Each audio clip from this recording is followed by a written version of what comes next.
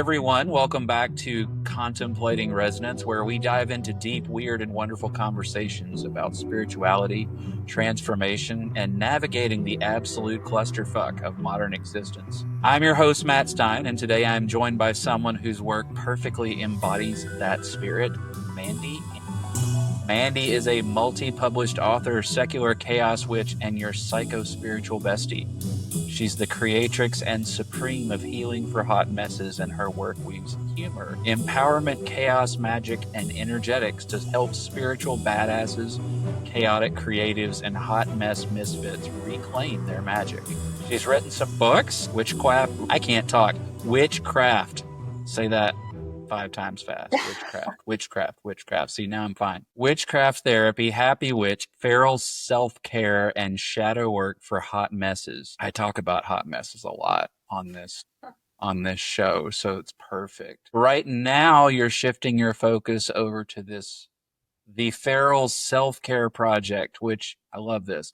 All about rejecting doomerism, burning the rules, and creating a life that's messy, wild, and actually worth living. That is just fun to read. Like you are fun to read about. Thank you. I appreciate that. Fantastic. Well, I'm tempted to just dive in, but I want to stick to I try to have like a thing every season, and this season I'm pulling a card. And for folks who are watching, I'm feeling the Witch's Familiars today. I just usually walk over to the mess over there, and there's way too many decks. Way too many decks. I would turn the camera, but I need to get another camera angle so y'all can see that. But yeah, it's like, okay, what's calling to me, and the creatures were calling to me. So let's see what comes up for today's conversation. Last time it was perfect, so guys, these cards are huge. It's always perfect. I haven't used this deck in a while, and I forgot how damn I don't have tiny hands, and this is hard to get my hand. All right, so let's see here. Whoa, I can't shuffle today. Can't shuffle any day. Who am I kidding? This one. I mean, I'm here for it. We got the greatest of all time, the goat. Mic drop. Would thou like to live deliciously? Come on, it's perfect. I love it. I mean, yes, the deck delivers once again. Let's see what the guide has to say about the goat. Thank God. No, seriously, I don't remember what deck it was I was using recently, but I was trying to look up a card, and they were ordered some kind of way, but not any way that I could decipher. And I was like, I can't find it. I had to go to the table of contents. Yeah. Help me find this thing. All right. This is great. It has a poem. Heavy-footed, stuck in a rut, motivate to kick one's butt. Potency of strength and force, reclaimed, empowered to stay the course. I call upon goat to assist me and harness this power, so mote it be. Fuck yeah, here I am, bruh. That is witchy as fuck and fun, and I'm loving it. Cool. All right, and then there's ridiculous amounts of additional text that we could read, but I don't want to read right now. Because, I mean, you don't need to say much about the goat, right? I mean, the goat is the goat. Yep, the goat is the goat. Fantastic. Well, with that energy in mind, this is going to be a potent conversation, as the deck says. So yeah, that I'll put the link to that lovely deck in the show notes. But so Mandi, yeah, I've said much about you already, but what would you say that has not been said? You know, honestly, I loved your introduction. If I could just hire you to walk around with me and communicate with the people who I am. You want me to use my radio voice? Is that what it is? Yeah, I can put on my sunglasses, do the Mariah, I don't know her sort of thing, and you can introduce me. Yes. Yes. I would be happy to be, that person. Yeah. I don't even know what the title of that person is, but yeah, come to Canada. Come on, let's I'll just be Mandi's MC. That's man. Yeah. Yeah, there's not much else to say probably for the context of this. So I'm an author. I'm a spiritual empowerment guide. My realm is the intersection of spirituality and mental health, because I have had quite a lot of experience with mental illness. And I find that spirituality and living kind of like a free, untamed life is something that has been really healing for me personally. And so it's kind of like a message that I would like to spread. I'm really lucky that I've been able to have books published on the topic. So I'm able to connect with people over that. And I'm really lucky to be able to work one-to-one with people and also in group programs. And yeah, it's like I'm very passionate about people embracing their natural state of being, right? So if you're chaotic, if you're a mess, if you feel a bit like just understanding that we all are who we are and we can start there. We don't have to view ourselves as like, a problem that needs to be solved, that we can try and view ourselves and really get to a place of like self-love and self-understanding by accepting who we are and recognizing that if there's things we want to change, we can work on them, but we have to do it from the spirit of self-acceptance and love for ourselves, or at least striving for that, rather than trying to like bully ourselves into submission, which never fucking works. Anyway, it's a bad strategy. It's something we kind of fall to subconsciously, but it doesn't work. No, it doesn't. That which we repress is amplified. Yes, absolutely. Yeah. Yeah. So, that resonates so much, so much, all of it. Like, this is my thing too. Like, people know my story, but like, big evangelical Christian hot mess for a while, and then kind of like flipped the table on that and went like, I just don't do spirituality for a while. Mhm. And then I realized, no, actually, that's not it either. Like, I was never an atheist, but like, it was just not a topic that was on my radar. Like, just Right. just here doing my thing. And so like, I'm now kind of going through this process over the last few years of like, I guess like oscillating through like different polarities, if Mhm. that makes sense. Yeah. And like, last year was kind of this year that I was like cleaning out all of my old shit. Mhm.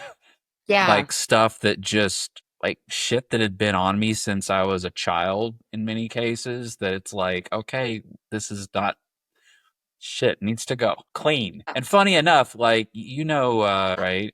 So she's pulled a card of the year for me 2 years in a row. And so last year, the card that she pulled for me before I got started on this journey was cleanse. So that was a whole thing. And this year she pulled boundaries for me, which is actually very, very good. Mhm. But there's also been this other theme of like, okay, just because you've cleaned up doesn't mean that you're like actually in control of everything. Like, you're still living in this very chaotic reality, and don't fight that. Yeah. Just ride it. Yeah. And so it's like, yeah, this is the perfect time to have this conversation, because I'm like, it's like the more I lean into the chaos, the more it finds me. And I'm not going to lie, there are some days that I'm just fucking done at the end of the day. Like, I'm just exhausted. But at the same time, I'm good.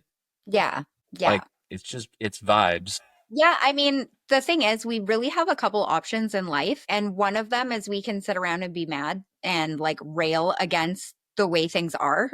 And then the other option is we can learn how to hang on and we can learn how to let things go, how to surrender, how to try and move the needle forward in these certain ways. And we have to learn the self trust to know what strategy is required when.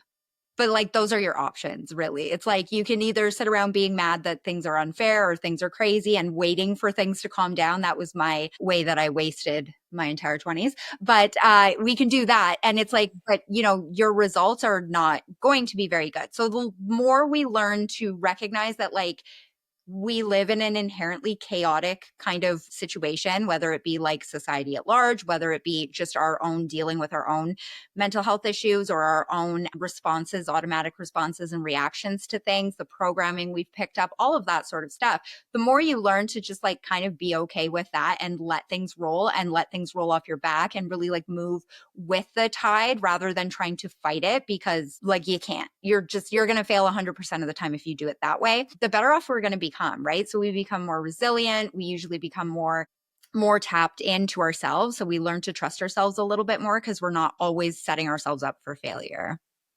Yeah. Yeah, really. Yeah, that is so good. That is so, so good. Like, it doesn't mean that all these things are good No. that are happening. Like, it doesn't mean that. And I think that's, where a lot of people get tripped up. It's like, no, really, my life is fucked up. I'm not saying your life's not fucked up, but Yeah. saying your life is fucked up is not helping your life get unfucked. Yeah. And so like I think that's like a big issue right now is so like there's an element of like differential awareness, right? So like human beings, we are naturally hardwired by evolutionary psychology to notice threats, to notice danger, to notice when we are not safe.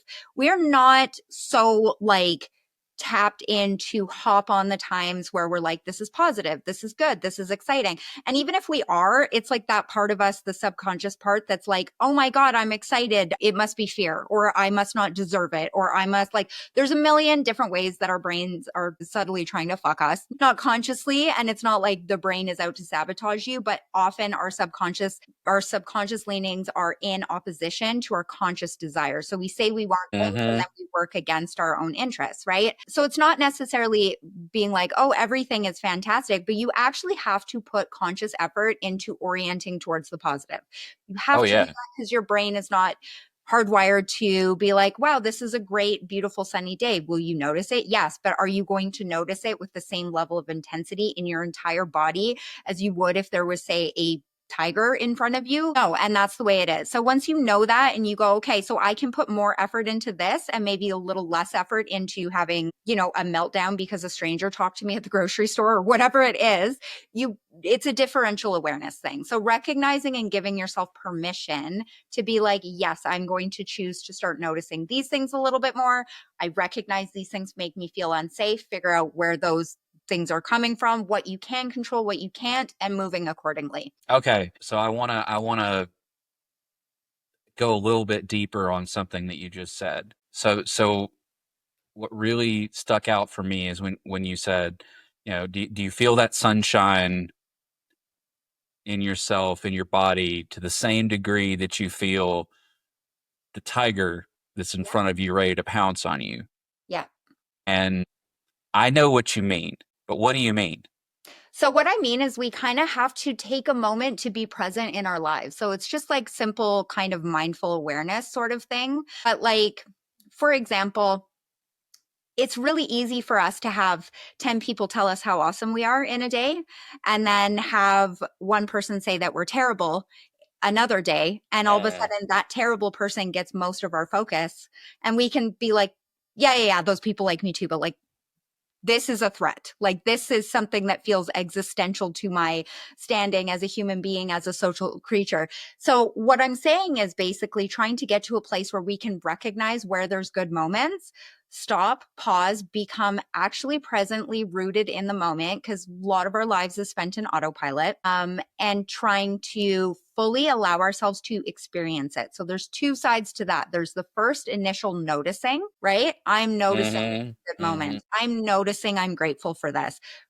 It sounds easy, but it's not in practice, particularly if you're somebody who's more oriented towards like the negative. So my baseline, like the way that I grew up, the way I was programmed, very negative. Everything is doom. It's all doom. It's all inside me. It's all festering right here, whatever. Now I'm at a point where I don't even entertain it. And it's just second nature now because I had to train myself really to start feeling into moments. I really am appreciating this moment. And it's like, I kind of take a moment to try and almost like imprint it in my psyche. Like, I don't want to forget this. And am I going to forget it and how it feels? Probably. But just the fact that I'm taking that time to be present with that increases my capacity. If that's a muscle you're flexing, you're getting the chance to get flexed. Whereas this other thing is like largely automatic. So we don't actually have to put as much coal in the fire of that thing as we do in this thing.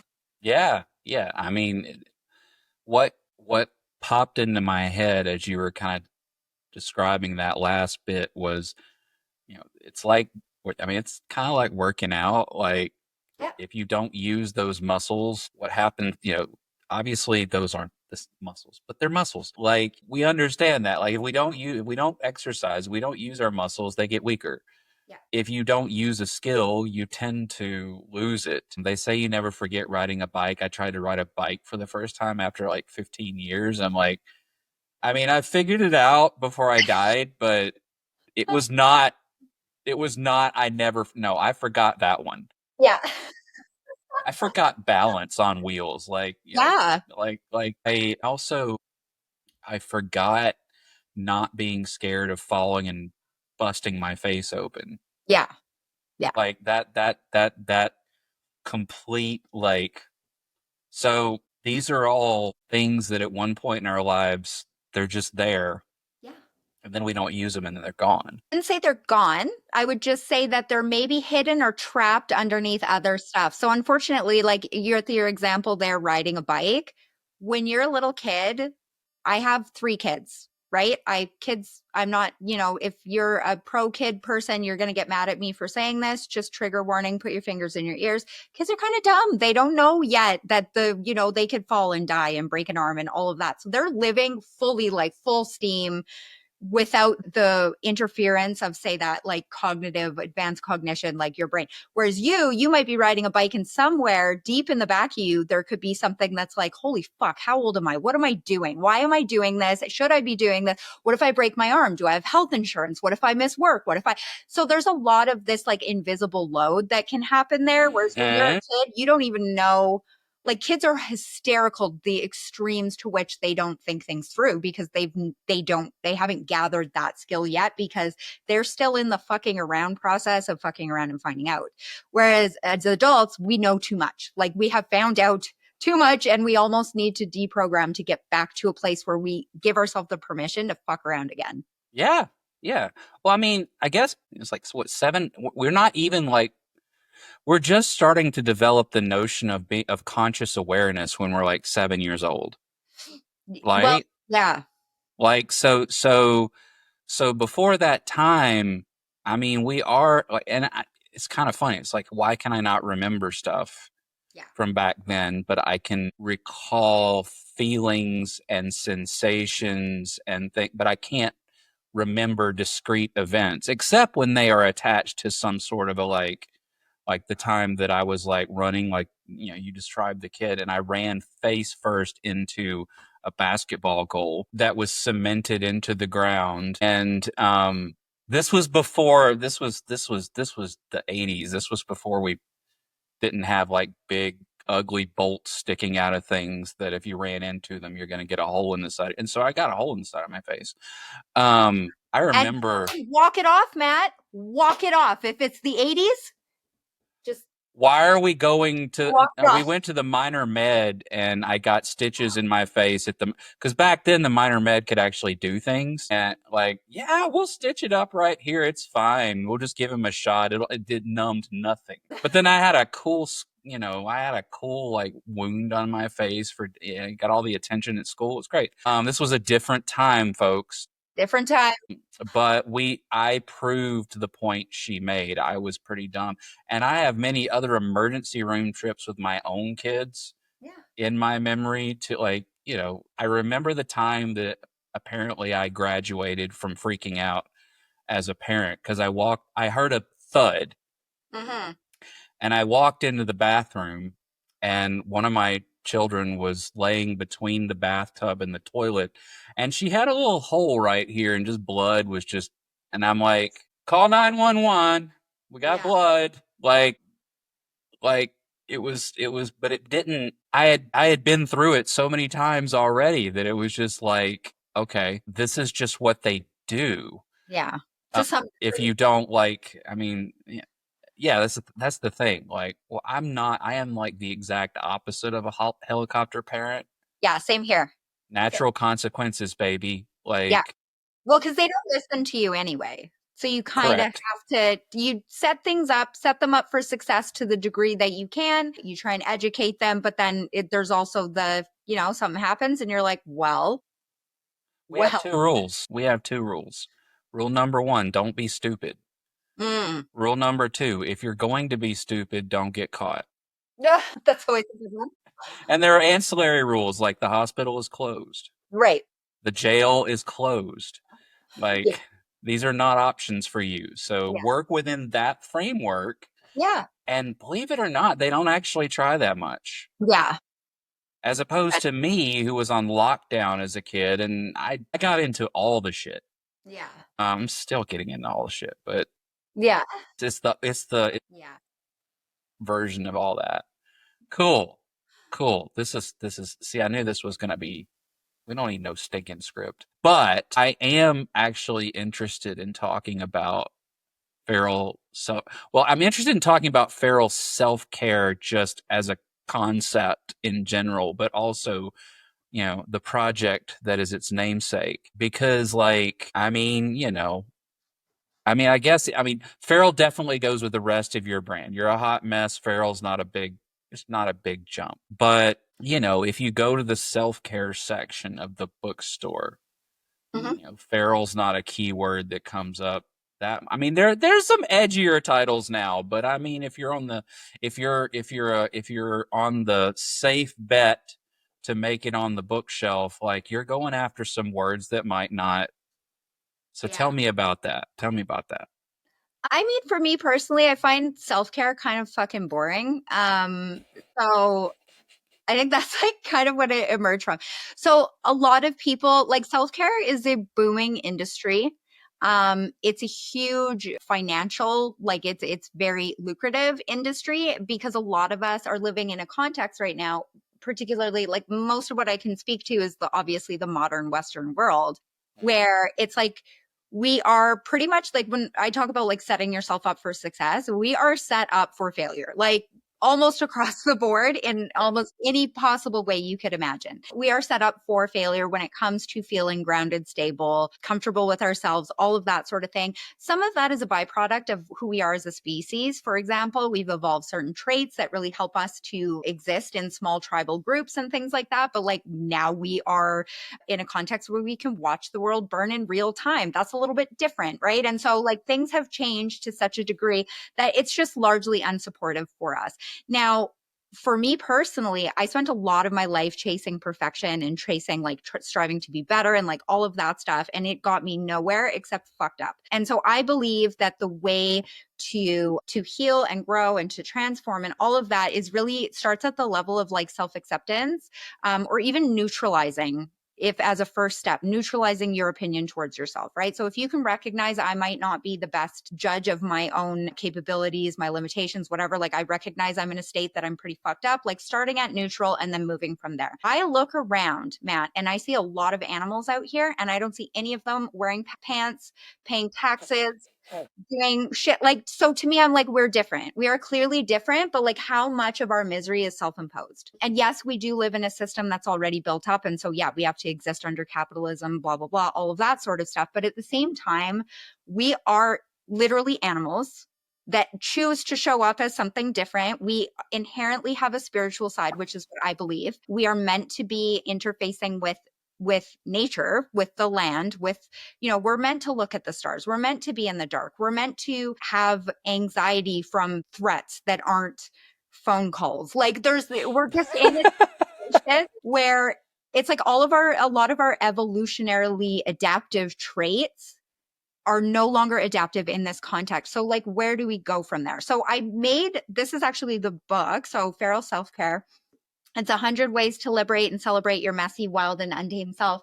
Basically, just getting back to basics in terms of like, you are an animal, right? You are a primate. You have a limited time experience. Your life is experiential. Everything that you take in is through your senses. Anything that you communicate outward also goes through your field, right? Your energy, your whatever. It accumulates baggage. It takes baggage in. We are formed in this way.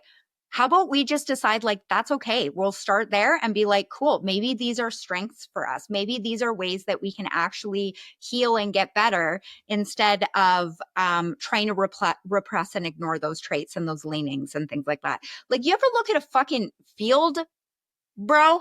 Do you look at the field and do you just get like the urge to kick your shoes off and run around in it? That is telling you something. That is your body Yeah. telling you something. That is your soul telling you something. So I think the way that we need to live is to indulge those things where we can. Do I still need to clock in and work and do the things? I'm like, oh, I got to go buy towel. Like, fuck my life. Yes. But those things can be true at the same time and they can simultaneously coexist. So that's kind of the feral self-care philosophy. There's more in the book, but it's about like embracing chaos. It's about embracing the sensory portal that is your body. It's about rewilding. It's about spirituality. It's about messy creativity, right? And I think that these are very human tendencies and we have those human impulses. And I think that they need to be indulged rather than treated like a character or design flaw. Like, well, you're not being a good little worker bee. Like, talk about showing your whole ass when it comes to your programming, right? And so I think that that's how we can get better. And so the Feral Self-Care Project, for anybody listening to this, is actually a free Facebook group. So if you guys want to come into the Feral Self-Care Project, that group is for free. So go ahead and go find it.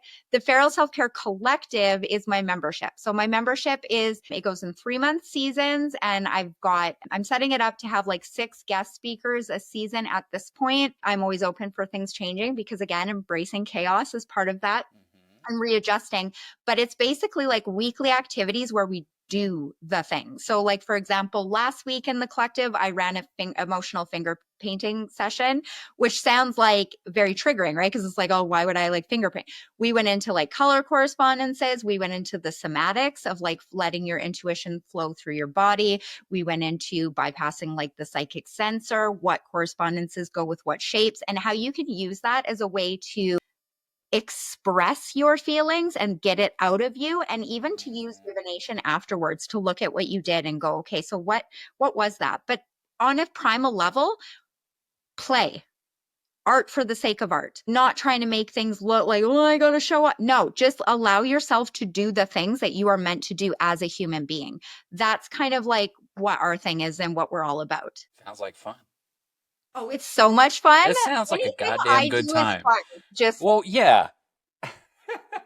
that's why I'm like, how can we make this more fun? Like, how can I make this more fun? Because again, experiential. Life is about experience. And I've made a huge shift in my work that I want everything. I'm like, no, because I'm an energy reader, right? So I tap into the collective energy and I go, what is needed in this moment and what can I do as one person that's a single raindrop in the ocean of the collective? Like, what can I do to start and lead and be the change I want to see in the world? Well, I think people need to play more. I think people need to stop trying to be so good all the time. I think people need to love one another, care about one another, but put your attention towards things that will move the needle. Don't just like circle jerk your trauma. Like, it's just the craziest thing. And I think that we do that by allowing ourselves to be free, to be untamed. And I think that we need that. Like, I think we really need that. Take up space, annoy someone, like by your very presence, and lean into it. Like, I mean, because like, yeah, I just have this really strong feeling about it's okay to just be. Yeah. Like, it's okay to just like, all right, these things about me I kind of like, these things about me kind of irritate me, but they're all me and I'm just here and that's okay. And I don't have to please anybody except for myself. And when I think of things that way, I actually don't turn into this incredibly selfish person. I actually want like, oh, cool. I want everybody else to experience this way of being because it's a whole lot better than what was it you said? Circle jerk your trauma. That was fucking fantastic. Like your turns of, you can drop a cursing turn of phrase like nobody's business. I love it. So much. Wordsmith. You are wordsmith. You are. And to that point, like, you know, what was it? Let the cringe pass through you like bad Taco Bell. Let the cringe pass through you like bad Taco Bell. That stuck with me. Like, that stuck with me. Like, because I know about bad Taco Bell. Like, right? Yeah. And the people being cringe were like, oh, but it's like, okay, so like feel it. But also admit you're still alive. Admit that you still like Taco Bell. Admit it. Just a little bit. You still like it. Oh, I would never eat. Fuck you. You will eat a grilled stuffed burrito if I give it to you. Would eat several. And will be cringy tomorrow. That's always, there's few certain things in life. Death, taxes, and I'm going to be a fucking cringe tomorrow. So yeah, and like, there was something else that you said the other day that I quoted, and I was like, because I've had this idea that like, because nobody wants us to have fun right now.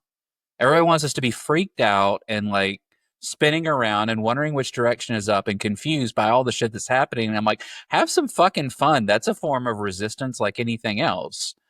Like, people want people to do all sorts of things, literally. Do what people don't want you to do that you want to do. Find the thing you want to do the most that the least people want you to do and fucking do that. So I have a free class that's up on YouTube called Matrix to Magic, and it's basically all about that. So there's almost like this idea, and I'm very vocal about this, and people don't like it, but I don't give a fuck, respectfully. There's this idea that you have to, because we can watch the world burn in real time, that's like the noble thing to do. And I don't care about proving how noble I am. If I'm watching the world burn in real time and it's making me a worse parent and it's making me a worse community member and it's making me fall into a trap of learned helplessness, which is like a very real psychological phenomena, I am not doing the things. I'm just faking that I'm tapped in and caring. That's not, that you can't burn your own nervous system to the ground to keep other people warm. So if you can keep yourself grounded, stable, and your eye on the prize of what your values are and what the impacts you want to make in the world, then you can take your limited energy and you can put it in the best direct spaces. If you are allowing yourself to get destabilized by everything, and literally so many people are profiting off this, so many. Every single time people cannot get out of the scroll hole when they're doom scroll. Like when I was young, so this is all in that class. So I'm not going to get, because I can really go off on this. But like when I was young, if you wanted to know what was going on, you had to like, you'd have to like wait till the news came on at a certain time, or you read the newspaper. What, like there's no built-in boundaries in the system that we exist in right now. So we have to give it to ourselves. And then I notice a lot of people that don't do that. And then they complain about how tired they are. And it's like, well, it starts with you. You have to, it doesn't mean that you don't have to be an activist or you don't have to do anything. Like do what you feel is right and do what you feel is going to help, but is like basically being, again, burning yourself to the ground. Is that helping anything, or is that just contributing to the coffers of a bunch of organizations, platforms, the news that don't give one single hot iota of a fuck about you? If anything, you out of your power is even more profitable. And I think it's just really important to acknowledge that like our virtue of wanting to care for each other and wanting to care for the collective and feeling bad for taking breaks or having boundaries around that is lining people's pockets in a big fucking way. And it's not really making, if we are all drops in the ocean of the collective, what are we bringing to that if we are completely in a state of yelling at each other and pointing fingers and this and that, instead of actually trying to like look around and go, what kind of parent am I being? Am I communicating my values to my kids? Am I showing them what's happening in the world, what I don't agree with? Am I showing up to my community and being there for people, or am I chronically burnt out and exhausted and angry because of what I'm being presented by people who have a financial interest in my, my being fucked up? Yeah. That's kind of how I look at it. No, two things. One, like, and you made my point for me, like a few seconds ago. Having done activism, if you're doing activism, you don't have fucking time to be on the internet. Activism is hard. It takes a fuck ton of time and effort, and you're tired, and you just don't have time for that shit. Like, or if you're showing up for your kids, and I had 4 of them. Like, I know. There's a whole segment of my life that I don't remember because I was busy. And then like the other thing, to your point about the profit, like if we actually did as a collective get really fucking healthy, the entire fucking economy would collapse. Like it is absolutely in no one's interest that is making, the big money, the billionaires and so on. Of course, another thing that I don't want to get myself started on, but yeah, like those folks have zero interest in us being healthy people, mentally, physically, spiritually, any of it, because fixing ailments is big business, baby. And business is booming right now. That's for darn. And the thing is they make money causing the ailments and fixing the ailments. Like it's brilliant. You get it from both ends. Like, yeah. But like, you just have to be aware of it. And like, yeah, things can coexist. Multiple things can be true at the same time, even contradictory things. And I personally believe that somebody's ability to hold contradictory things in their brain at the same time and not have it make them completely fucked up, that's going to determine your experience of reality. If you think if this, then definitely not that, it's going to be more of a struggle. You might be angrier, you might have a harder time kind of resolving that internal conflict. But unfortunately, it's like truth is and reality is like to some degree subjective and to some degree limited by the eye of the beholder and limited by their interests and limited by their values. That's another thing. Like people have very different values. We just live in a world where we have a false consensus reality, which is called the internet. And it makes people think, depending on what corner they're in or who their friends are or whatever, it makes people think that certain things are realities or truths or consensus realities that aren't necessarily. And it's actually, the truth is a lot more almost terrifying, but almost liberating in the sense that there's a variety of perspectives, a variety of interests, a variety of everything. I think there is, you know, objective right or wrong in terms of like, yeah, I'm like anti-war, like I don't believe in murder or war or like, you know, there's certain things that I just would take for a given is like, yeah, those in my value system is an absolute fuck no from me. But in terms of like getting caught up in some things to the degree where it's going to really make it so that what you're bringing to the world is also net negative.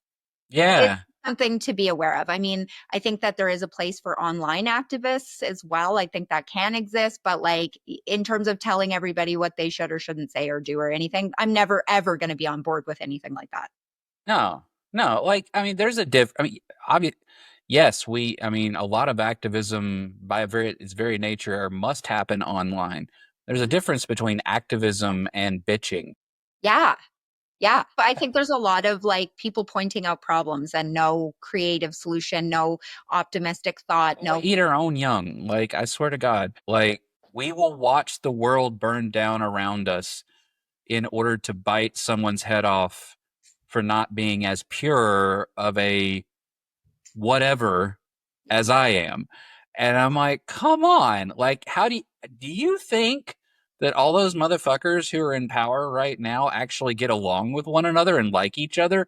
No, they would kill each other at a second's no. They don't care. They just know that, hey, we all want something similar, which is to be in power and to have lots of money. So let's band together to fuck everybody else. And I'm like, guys, let's play the same game. Mm-hmm. Now, I'm not saying that we need, I want to caution people. I'm not saying that we should become them. I'm not saying that we should put all the people that we don't like in hell, because that's just, you know, then we become that which we hate, and that's a real danger. But I am saying like, that fighting each other and fight the real enemy. Like, which it just seems obvious to me. It's the system. It's the system, the setup that we're in, all of that. It's not even about people, right? Because the thing is, once you understand that, like, when you dive into like kind of the nitty gritty of shadow work, it's usually like the things we're trying to hold off. Like, I'm not like that. Like, please understand I'm not like that. That can also lead people to negative behavior that they're feeling is in the sake of the greater good. And that can be a real big trap historically as well. So it's just understanding that, you know, we're all people. We're all kind of limited by our subjective worldview. It's important to understand yourself. It's important to understand what things you reject and why, what values you have and what impact you want to make in the world, and like all of that sort of stuff. And understanding that how we even interpret things that happen is very much subjective in terms of the kind of values that we assign on other people when we're interpreting their behavior, of what their motivations are, what is, we're just ultimately guessing, right? We're ultimately guessing. For all of that, or we're interpreting it through the lens of our own subjective experience. So it's all very like nuanced and complicated stuff. And like, I think that it's really interesting. And so for me, that I can't influence a lot of big things in the world. I can by certain channels, certain measures, but ultimately the thing I have the most control over and the thing that is the most immediate to me. So when I do one-to-one work with people and they'll have like a variety of different things they want to do or change, always start with the thing closest to you. And the thing closest to me is me. So if I understand what my values are, what my shadows are, the things that trigger me, the ways I'm shitty, the ways that I'm good, that I have like try and start there, right? And then you move on. Then you move on from there. But you got to start there. You got to start like here. Listen to what she just said, everybody. I might even put it on repeat a couple of times because you're so right. And this is something that even I've struggled with a little bit in my own one-on-one coaching practice, is that folks will want to get to the thing, whatever it is, the thing that they're wanting to get to, and what inspired them to hire you as a coach. Yeah. And I'm like, well, you're never going to get there except through getting in touch with yourself and understanding your shadow and understanding all of these parts of you that want to be integrated, and that you're always, at best, if you get you're going to be stuck in this huge projection of chasing something that you actually don't want. Yeah. And no, I mean, okay, you might go through all this and decide, yeah, I still want the thing I came to you for.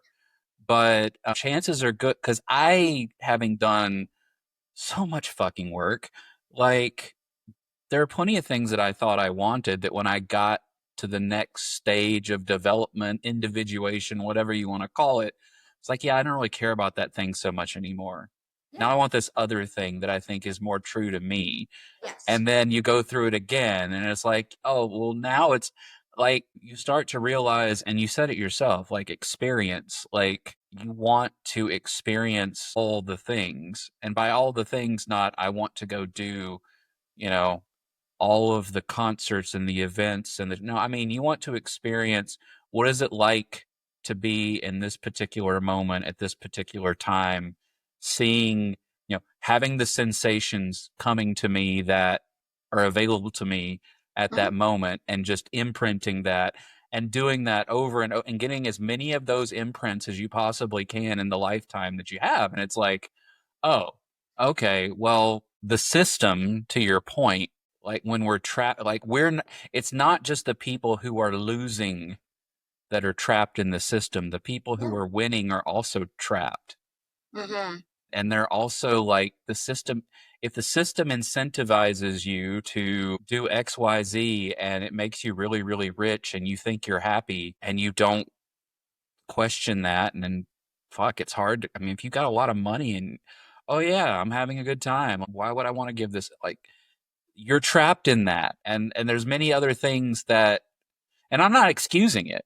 I'm just saying that, like, they're being harmed by the system in a very different way because they're not experiencing those things. They haven't done that integration in many cases because there's no incentive to, like, well, that's yeah, apparent. And, like, crazy thing about happiness and money is, like, the one thing you do hear if you ever look at interviews with billionaires or millionaires or company owners or rich people, or even if you look at the high rate of suicide or other things in people who have become famous, or musicians, or like the 27, all of that sort of, it's like, one thing is like, oh yeah, you hear over and over again, money does not buy you happiness. It can buy you peace. I mean, you move differently. If you're financially secure, you're going to be more willing to take risks. You're going to have more freedom to spend on creative pursuits. You're going to be able to prioritize things in a different way. So that's a very real thing. I believe it can buy you peace. But ultimately, that's why you hear about these rich people and they're all banging the help and doing all this like crazy shit, causing problems in their own lives. It's because, like, fundamentally human beings, I think, kind of, we're always going to find a problem because we've got that thing where it's like, well, this isn't good enough, or well, now what? We've got, like, a collective kind of hungry ghost syndrome. So it ends up being something that's really, we all like dopamine really a little bit. What's that? We all like dopamine a little bit. Yeah. And so I just think that, yeah, it's like how it looks for every single person is going to be different, like where they're from, what their status is, all of that. But it's like, ultimately, I think all human beings have the same needs. We have the same goals. How we think that we accomplish that, or like the differential priorities we give to that stuff, that's where it gets interesting. But fundamentally, we want belonging. We want to, that's why people strive for status. For some people, it's like they want a BMW. They don't want the car. They want what they think it's going to get them. They want the recognition. They want the, things like that. So it's just human behavior is fascinating. Humans are fascinating. Yeah, well, I mean, I have this weird theory, that a lot of the things that we say are, I don't know, depending on who you are, do we traffic in good and bad or right and wrong or good and evil? I don't know. But think you said oh yeah, I don't murder bad, war bad. And I listen to the list of things that I come up and then I think, okay, well, if everybody actually had their needs met, their true needs met, Yeah. if everybody was fucking just feeling good, content, didn't feel threatened, didn't feel like something they loved was going to be stripped from them if they fucked up, whatever, all that stuff, none of those things, none of the bad things would exist. Yeah. Right. Why do you attack someone? Because they're a threat. Why are they a threat? Because they're going to take something from you that you value, whether it's your safety or your money or whatever. It's like, okay, well, if everybody has as much as they need, why would you do that? Well, some people, there's actually a wide variety of reasons for human behavior, right? So Sure. Behavior comes out for, usually we're trying to gain something or avoid something or get some sort of something out of it. Sometimes it's just for stimulation, right? So I used to work with, I used to work in social work. So I have a degree in psychology and I used to work with adults with developmental disabilities. And so we had to understand like the fundamentals of behavior. And I think that when it comes to human beings, I think some of them are just, some people get a rush off of causing trouble or causing. Yeah. Okay. So fair enough. Fair enough. If all of our needs were met, what kind of world would that be? Like, what would the collective feel like in that sort of situation? And it's frustrating to be able to identify that and see that and then feel completely powerless against it, right? For sure. It's a really interesting time, I think. I don't, it's funny because I don't talk a lot about current events and stuff in my work because I do see it as something that's so important for people to become centered and grounded in self-trust and understand themselves and really make sure they're putting their energy in the right places.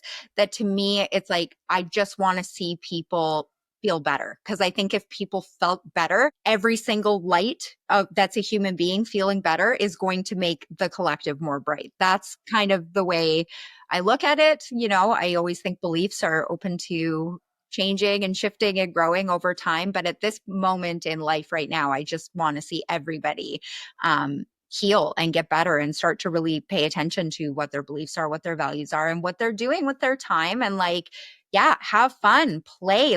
This is a limited time experience. That's special. That's worth something. Yeah. And it also really takes the rules out of the equation too. Because if I'm thinking, oh my God, I'm worried about embarrassing myself tomorrow, nobody's going to know who I am 30 years after I die. Or if they do, they're not going to talk about it all the time. Just get over it, And all the rules are made up anyway. They're super made up. Everything's made up. It's all made up, folks. It's all made up. But we have to do this because, no, that's made up too. Yeah. And the more you come to terms with it, the better things get, because then you allow yourself to be authentic and then you allow yourself to live on your own terms. Living on your own terms, far superior. Absolutely. Yeah, that's part of somewhere in my branding for my program is I talk about this notion of creating your spiritual life practice, whatever, but doing it on your own terms. Yes. Because I spent so much of my life, being told, but then internalizing and believing that there was a right answer.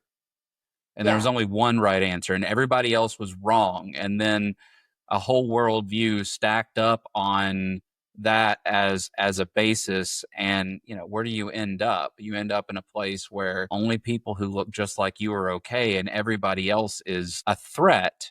And if everybody else is a threat, then you're going to be very reactionary. And so if you're very reactionary, it's like, oh, if I can figure out how to trigger you and make you even more afraid, and then I'm the one that can save you, then maybe I might be able to take over the world. And so if everybody was actually just a little bit more grounded, and a little bit happier and having a little bit more fun and a little bit less watching the world burn down around them.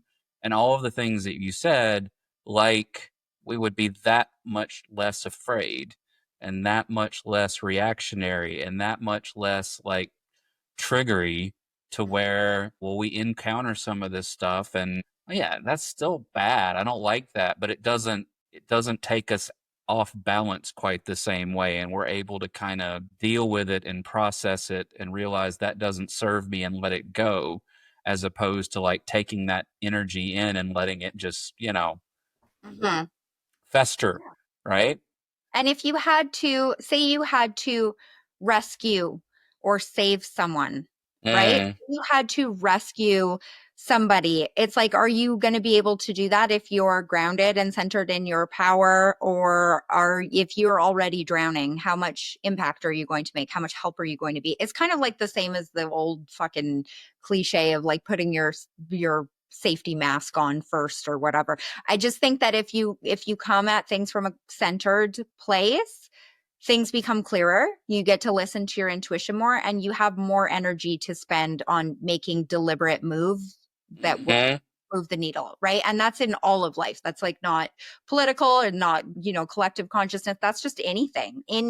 So that's why I think it always starts with the, if I want to see a more calm, grounded, centered world, what can I control? Me. So it has to start here. This is the only thing. I have to relinquish the lusting after this idea that I can change other people. No, the fuck I can't. No, I can't. And if I think that's the way it's going to be, I'm going to be miserable. That is definitely setting myself up for failure. So yeah, I just I try and like really imagine that, what can I do? Like, what can I do in my circle, in my community? Like if it starts with me, say I was setting the template or the whatever for that was going to catch fire for everywhere else, like be intentional about that and understand that and like really understand what things for you are like not okay and are okay, and figure out what you can do, right? How you can help, where your energy is best spent, I guess I could say. Yeah. Yeah. And to do all that, I have to tell myself all the time, slow the fuck down. Like, it's okay if you get where you're going 5 minutes slower. Like, is it really going to fucking matter? If when I think about how much faster we can do literally everything today than we did like even like half of my lifetime ago, it's like, okay, yeah, we'll be fine if we take a little bit more time. All the time that we were promised by technology, that it's like, no, we just have to go fucking faster now. Yeah. Like all that time we were supposed to be able to save to actually stop and be intentional and thoughtful about whatever the fuck it is that you're doing, right? If it's walking across the fucking yard, be thoughtful about that. Like experience walking through the grass and just do that. Don't check your phone. Don't be solving just do it. Like do the thing. Very cool. Very cool. Yeah. So as we're kind of wrapping up, do you want to say anything about the stuff you have coming out? Yeah. So I do have, obviously, my next season of the Feral Self-Care Collective is coming up, which I'm really excited about that. That starts in April. The season has been going so good. I'm very excited about the April season. And so that is coming up. My free group, the Feral Self-Care Project, is out if people want to see that. And then I have a deck coming out in May. Matt, like people haven't really seen this yet. So this is like a big deal because I'm Is this a reveal? This is a reveal, yeah. Oh my God, I'm getting a reveal. This is great. This is the Witchcraft Therapy Oracle deck. I'm super excited about this. So this is intuitive messages for mental health magic.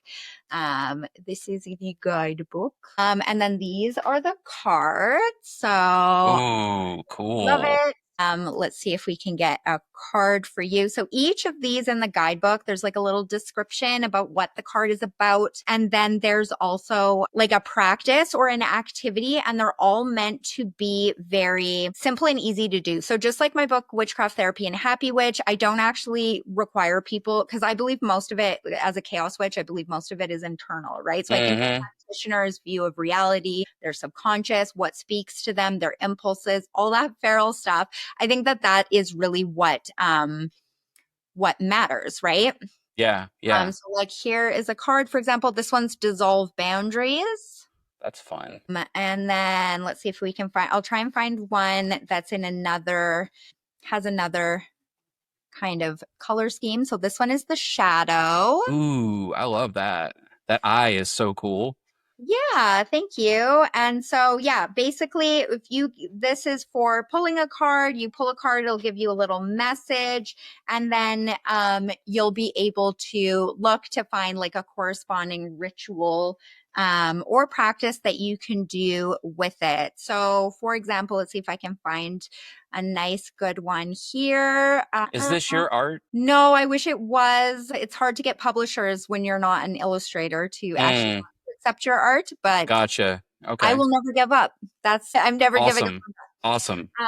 So like this one, for example, debug a fucky mindset from limiting beliefs and unsupportive ideals. And then there's like a write-up all about that, about a lot of the bullshit we hold in our mindset that's clogging the gears and getting us fucked up, our ideas we never consented to hold in the first place, conditioned, inherited bullshit. It's time to deprogram, baby. And then the activity for this one is deprogramming yourself by critically examining your worldview and belief systems, asking yourself if these ideals were passed on to you or consciously formed, right? So then it talks a little bit about that. So great way to symbolically boost your deprogramming efforts is to make a braid with some ribbon. And as you form each of the plates, stating aloud one of the beliefs that you want to reject, right? So as you're braiding it, saying things out loud that you want to reject. After you going back and unbraiding it and doing that as sort of like a symbolic act of, I was wondering if you were going to get to that. That's cool. Yeah, trying to like decouple that. And as you undo them, replacing it with a new set of beliefs, right? So if you think I need to struggle to make money, you could go back, undo it, and be like, I believe that money can flow to me with ease so that I can be supportive to do the big work I want to do in this life, or to have more fun in life, or to interact with my life more experientially instead of being in financial fight or flight. That's just an example, but you can go. Okay, that's fucking awesome. I'm going to have to get that. Like, when does this come out? This comes out in May. In May. I am going to, can you pre-order it now and stuff? Or is you can pre-order it. It's through Chronicle Prism. Cool. Chronicle Prism. And yeah. Well, I will make sure that is properly linked in show notes and all the things. But yeah, like I that sounds like the perfect deck for me to pull a card from every day. I love it. Love it. Very, awesome. Very cool. All right. Well, I will now do the little outro thing. Sounds good. Well, so Mandi, this has been a blast. Thank you for bringing your chaos, humor, and wisdom to Contemplating Resonance. And for everyone listening, if you're feeling called to embrace your inner feral creature, go check out the Feral Self-Care Project. And that's it for today's episode of the podcast. If you enjoyed this conversation, best way to stay connected is by subscribing on Substack at contemplatingresonance.com. That's where you'll get all the podcast videos and you'll get the email newsletter that goes along with that. And also, if you don't like Substack and you want to use Apple Podcasts, which most of you do anyway, and that's what the data tells me anyway. Spotify, I don't care where the fuck you listen to me, just listen to me and my amazing guests. And that's really why I want you to listen. Leave reviews, 5-star ratings, all that fun stuff. Give me your algorithm love, people. And also on the social, I'm still on Instagram. We're hanging out for the time being, just because, like, I mean, look, I'm guilty. I love watching stupid fucked up reels too much to just completely divest myself of it now. Like, it's okay. I'm going to have fun. So we're contemplating.resonance on Instagram. So feel free to message. I'm also Falcon's Mage. You'll probably have a better chance of getting me on that one anyway. But let me know in the comments or anywhere that you can get me what you liked most about this episode. It's going to be hard to choose. And until next time, stay resonant, folks.